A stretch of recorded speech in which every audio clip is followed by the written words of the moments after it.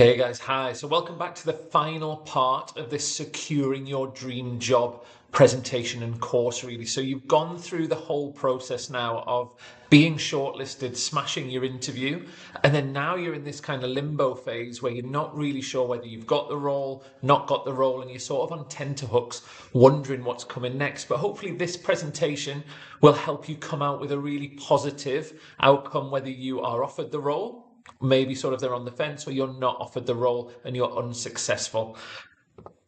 So you'll know yourself really. You've gone into the interview, you've hopefully prepared really well, and you'll have an idea in terms of kind of how you feel that you performed on the day. You would have done certain questions really well. There might have been some bits that didn't go as smoothly as you liked. What did you learn from that process? And can you then use that to move forward if you are unsuccessful and then need to move that into other interviews? The other things that you'll probably have on that little barometer scale that you're sort of measuring how you felt about certain things was what you thought of the panel, the vibe of the place, the environment, some of the questions that you've asked. Maybe you started off really keen on this role, but actually maybe that sort of enthusiasm's dwindled a bit. Now you know the realities, or it might be the other way where you are absolutely buzzing and can't wait to step into that role. So you're really waiting for this verdict, aren't you? You're kind of listening for your phone going off, maybe checking your email inbox about 3-4 times a day, just trying to see what the outcome was because you're desperate to know to move forward and hopefully kind of be successful. Now, just a little point on this is sometimes if they've said to you that they're going to let you know by a certain date and it's taking a little bit longer than that, there might be various different reasons. You might have staff members who are off sick. They should inform you if it's going to linger on a little bit further. The other thing that might happen is they might be offering the role to their first choice candidate that might not be you. So therefore, it might be going through that process where they're negotiating what's happening. And we'll talk about that negotiation process during this presentation as well. So what are the possible outcomes? Well, I guess on one hand, the most negative kind of one is that at the moment you're not employable, or actually you decide that you don't want the role and withdraw from that role. So it's not an appropriate fit for either of the two parties at this particular stage. Other things that might come out from this is they call and they talk about some of the things that are missing. You weren't quite ready for the role, there were maybe better candidates, etc. But what were those areas? So be forthcoming with asking questions, being really positive about gaining that feedback on areas that you could improve, get that direction and get that guidance. You can't control everything, and we've gone through that in some of the presentations previously. You can only control what you can control. If someone applies and they are way more experienced, they've got way more appealing skills that the candidate there, that the employers want, then sometimes there's just too big a gulf. But it might be that you still get a lot of the feedback on things that you've done really well, areas for improvement. And again, you're in your sort of capacity to ask them what was it that other candidates potentially had more of that you can hopefully build if there's ever an opportunity like this again with the team or the organisation in the future. So it's still showing that you're super keen on this role.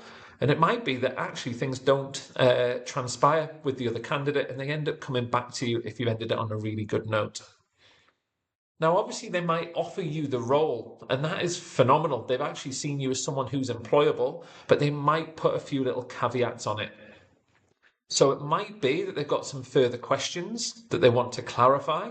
They might want to invite you back for a second or even a third interview or kind of meet someone else within the club, might be the chairman, the manager, etc., who maybe weren't on the board at the time, and ask some sort of more pertinent things that just make sure that you're the right fit for them and the role. The other part of this, which is the dream option, isn't it really, that they think that you are the absolute total package and you've kind of managed to demonstrate that and smashed your interview, being a really firm favourite, the panel's number one choice. And in that situation, you've got more power for that negotiation, haven't you? So you might not know all the ins and outs of exactly what this job is, You might have some questions that have come in from after your interview that you're thinking, oh, I need to ask that if I get in touch. But be really clear on what you want and be really clear on your boundaries and what you are happy to step into this role with. You need to lay that on the line and make sure that you're stepping into something that you want, but at the same time, obviously, is there some things that are maybe negotiable? Is there some things that are an absolute no-go? So the euphoria kicks in, you're sitting there waiting for the phone to ring, the phone calls at a really kind of awkward time, you answer it, it's a no-caller ID, and then they obviously ask to speak to you and they say that they would like to offer you the role.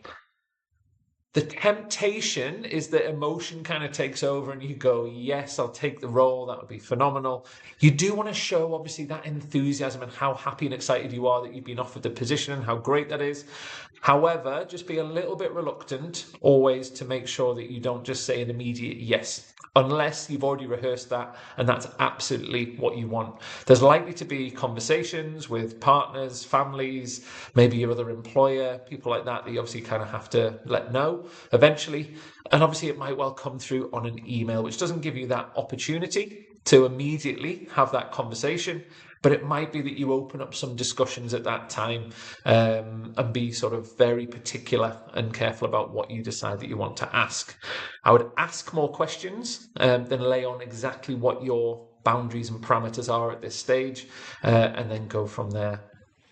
So really, when the job offer comes in, it's going to be presented in a certain way. Now, you just need to know exactly what is being served up. So those questions that you might have already, it might be appropriate that you ask them at the time, or maybe try and find a more suitable time for you and them to maybe ask a few of those questions, or even just email over some of those possible things that you need to be clarified. So you're generally a pretty happy person at this stage, aren't you? Like this fella here. And you might just immediately go, you know what, I've thought about it. It sounds absolutely perfect. I'm a yes. No questions asked. I'm all in. You might alternatively, though, be a bit of a maybe. So pending the answers to some of these questions, actually, they need to be right for me to step away from the role I'm in and into this new role. If you find out the answers, you might actually have the opposite, and you might go, this isn't for me at this stage, so hell no. At this moment in time, I thought it was going to be something else. It's not exactly what it's going to be. This actually sounds like it's too much work, too much travel, not enough time at home, working every weekend, every evening, too much caseload, whatever it may be that the reasons are, and actually you don't feel like this is a fit. Can you negotiate that as well and be pretty open and honest about what that is? It might be that they've got some negotiating and wiggle room that they can accommodate that with. So again, I would just kind of, when you go into negotiating, I'm not a great negotiating person, so I've had to do a bit of work on working out exactly what it is that I want. Make sure that you demonstrate that enthusiasm, but think about things that are maybe things that are absolute deal breakers, and actually some things that actually you can live with and you can suck that up. Just make sure that you clarify exactly what's being expected of you and what's being offered. Good questions are, is it fair? Is that a fair role that you want to step into? It might be the salary, the hours, the environment, the training, the CPD, the learnings, and weigh it all up. It has to be a right fit. It might not be forever, this role. So again, it's very rare that people stay in jobs for more than kind of 7-8 years really before they start to get itchy feet. That's 7-year itch, as they call it.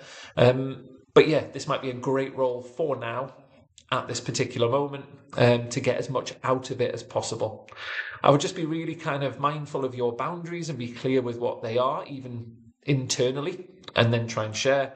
And then, are there any aspects that you need to change longer term for you to be a long-term employee in that environment? It's a really nice thing to go, if I'm going to be here for the next 10 years, what I need is this to be built into my job plan or job expectation. And again, the other thing which I think people do a lot of is accept the role just based on the terms that are offered. But I think once you step into a role, it's a lot harder to make changes to salaries and things than it is if that's offered straight from the start. So it's a really, really important time to negotiate, try and make that work for you the best that you possibly can. This is just a book that I read, Never Split the Difference. So this is by a guy called Chris Voss, who was a former FBI hostage negotiator. So clearly There was never a chance of kind of splitting the difference. If they're holding somebody hostage, he has to come out with that hostage alive and well. So it's, again, trying to make sure that you kind of improve your negotiation skills. But I think a big part of that is just making sure you know exactly what you want, and then you can kind of find out whether they're willing to meet you halfway. Now, once you've been offered the role, it's very tempting just to rush to your current employer, hand your notice in, and then basically just say that I'm going to be leaving for a new role. I would just be a little bit mindful and make sure that you get that in writing to start with. It might be that they've gone away to think about some things, but don't accept just that verbal offer. It has to be in writing to make it legally binding. And then it might be you go and hand your notice in at work that you're currently in. So it's always really important to leave on that positive note, really kind of emphasize, be really grateful for all the journey that you've kind of been on, recognize that it's a jump to rather than a jump from this current employment. These are the things that you really want. So this is the stuff that you are striving for. Can they provide it? You can ask the question. They may well offer you something as a bit of a counter offer, which is not uncommon. So they might be pretty unwilling to let you go. The other thing with this is if you're moving into full-time sport with lots of travel, lots of hours, this might well be your partner kind of grabbing onto your leg and trying to cling on for dear life to stop you going into there. So that's the positive scenario, but what happens if you're not successful? So you won't be successful for all jobs all the time. So actually you might well get that negative call, and it's a bit of a heart sinker, isn't it? You might have built yourself up, imagined yourself in the role, and then to kind of get this sort of bad news is really tricky. But I wouldn't sort of just accept that as a one-liner. Just make sure you're asking for feedback on ways that you can improve, feedback on the interview. It might be you carry that forward to another interview. And what are the sort of stepping stones that you could go on to be ready for this role if it was ever made available again? You could also have little conversations in and around, would you be willing to consider sort of part-time positions, different hours? Is there anything that you can do to potentially offer your services to help and support, maybe even in an unpaid role, just so you really show that willing and passion if this is a role that you're really, really interested in? What I've done in the past, which again was totally genuine, but when I was unsuccessful in a role for a multi-sport role within the UKSI, the UK Sports Institute, I actually offered to buy a coffee for one of the guys who was on the interview panel, and an amazing guy, real kind of expert in his field. And he was really kind, and we met on the end on the corner of a motorway in a sort of service station, and we just had a coffee, and we just had a really kind of adult conversation in and around, is there anything that potentially that I could do to help move back into this sort of sporting role or position? And it wasn't long after that he phoned me up and said, actually, I think I've got a much, much better role for you, working at British Judo rather than doing lots of little tiny bits with lots of different teams. I think you'd be better in a much more immersed role. Would you be interested? And again, it's that sort of just build-up of connection. I think if I just accepted the phone call and gone, okay, thanks very much, put the phone down, it wouldn't have transpired in that way. And I kind of think, try and leave it on a good term.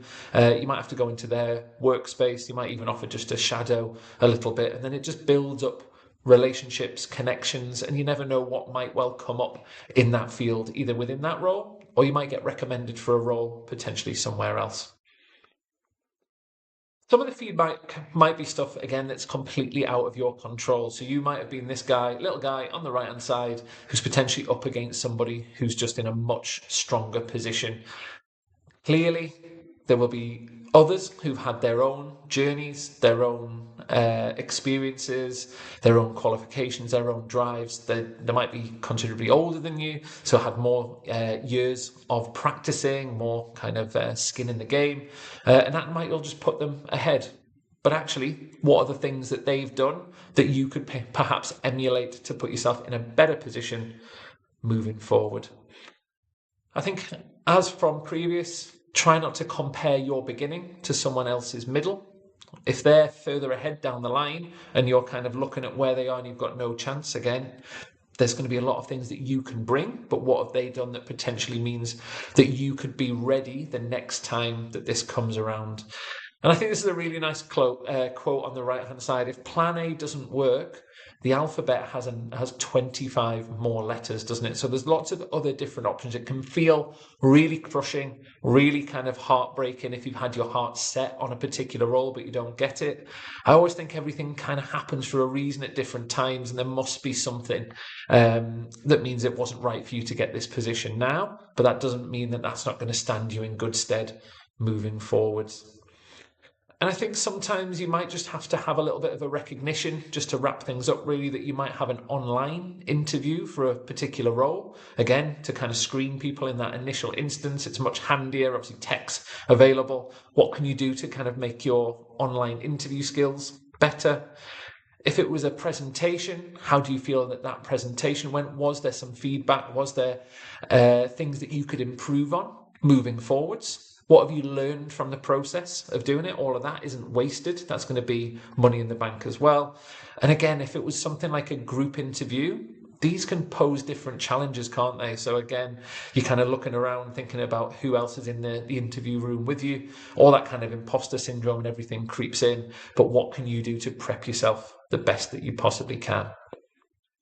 So that is it. That is kind of the whole course wrapped up now. If you haven't watched all the rest of it, go back and watch it. But I firmly believe that if you've kind of gone through all these processes, you've got this. You might not have it right now, but you will have the skills to go forward in an action plan to try and execute exactly what you need to get this role. So I believe in you. If you aren't sure about some of the intricacies of how to manage certain injuries, assess things, treat them, get that better clinical reasoning side of things, head into the Grow Physio Academy. Have a little look at growphysioacademy.com. There are loads of different courses that will help guide you on this journey. And again, it's so rewarding for me to see people going through this and then stepping into roles and then kind of writing big thank yous and things from there. If you're not sure where that is, check out growphysioacademy.com. You can get in contact with me, Steve at growphysioacademy.com, hopefully to tell me that you've taken this on and you've landed that dream gig that you're always hoping to step into. And it's not easy out there. It is a competitive world. So I hope this has been really helpful, really useful. I wish you all the very best. And yeah, please do get in touch and check out that Grow Physio Academy if you haven't already, guys. All right, you got this.